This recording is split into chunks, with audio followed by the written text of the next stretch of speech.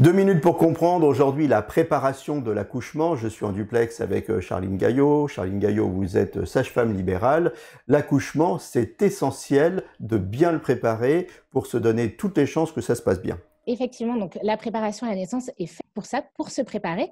En réalité, si on veut rentrer dans le détail, le vrai terme, c'est préparation à la naissance et à la parentalité. En fait, le but, c'est vraiment de se préparer à l'accouchement, certes, mais également à la suite au postpartum, au fait d'être parent. Donc, cette préparation à la naissance n'est pas obligatoire, elle est quand même vivement recommandée, et que ce soit le premier enfant ou qu'on ait déjà eu des enfants. Cette préparation, elle peut être faite à l'hôpital avec une sage-femme ou avec une sage-femme libérale. Et il existe, on va dire, deux grands types de préparation à la naissance. La préparation à la naissance théorique, c'est souvent la plus connue. Donc là, le but, c'est vraiment d'avoir des informations théoriques sur l'accouchement, la gestion de la douleur, l'allaitement, le postpartum.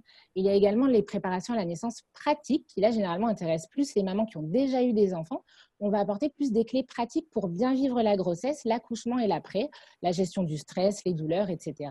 Et donc, on peut faire, par exemple, du yoga prénatal, de la sophrologie, de l'hypnose, de la préparation à la naissance en piscine, du chant prénatal. Il en existe plein.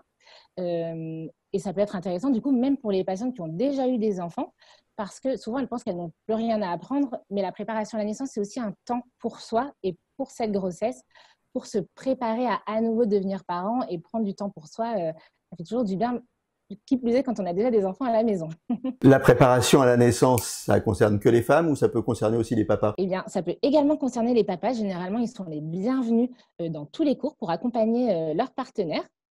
Ils sont généralement les bienvenus. Il y a parfois même des cours spécialement pour les papas pour qu'ils puissent être entre hommes et poser toutes leurs questions. Voilà, préparez-vous à l'arrivée de cet heureux événement. À très bientôt.